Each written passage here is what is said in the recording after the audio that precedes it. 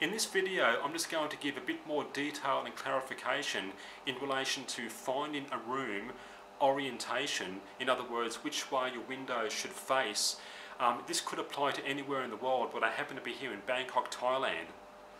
Now, on my Facebook page, I've got parts 9 and 10, so I'm calling this video part 8A. Now, I want to try to keep this video as short as possible and get to the point. In the previous video, I said that facing north, you're going to be okay. I can say that for sure because my windows here, and I'm pointing towards my windows here, I'm sorry, face north, and I know it's okay. Then I think the words I used was that you should be okay facing south. You don't want to face east and west because the sun is coming right down and that's going to blare into your windows unless you've got tall buildings or something blocking the sun. Of course, Thailand being a hot country, I don't think you want the sun to beat onto your windows because it's hot. You want the shade. Maybe in a cold country you do want the warmth of the sun. Okay, so in this video I just want to clarify those points because I said that you should be okay facing south. I haven't lived facing south, but I would pick north, like I said, because I know the situation here. The clarification I want to give is that it's now the end of November, coming onto the cool season in Thailand. In the end of November, December, January, February, then end of February, March, starts getting hot again in Thailand. March, April, and by April, it's very hot again in Thailand. And it is the cool season and the sun is at a lower angle, and that's what I said in the previous video. But I've been looking around the buildings here and I have noticed, I have been surprised by how much sun south facing walls of buildings do get. Okay, so in the previous video I did say that it should be okay facing south, but I wasn't totally sure. So this is just some clarification to be careful about that. North, you're going to be okay. What I'm going to do is show a quick whiteboard because a picture's worth 1,000 words.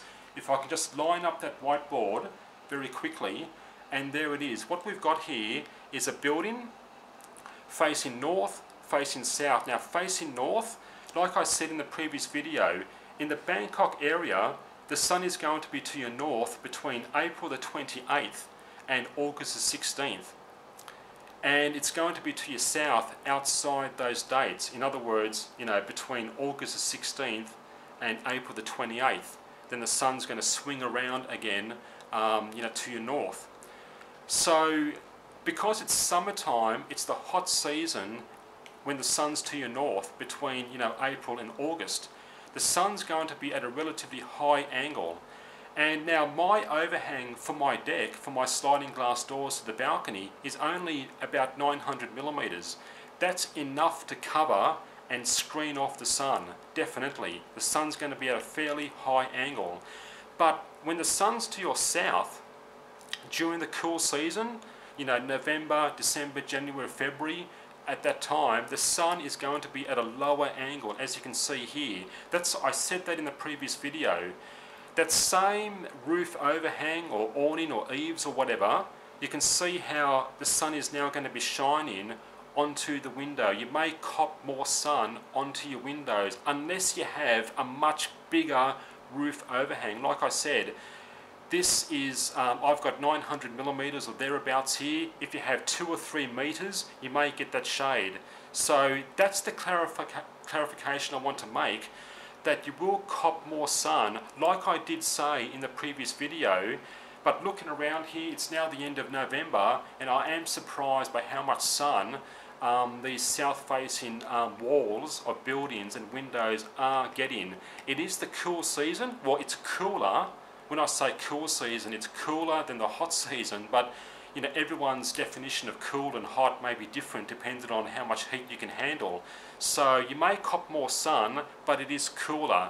So just keep that in mind. There it is there. What you can do is you can stop the video and have a look at that whiteboard.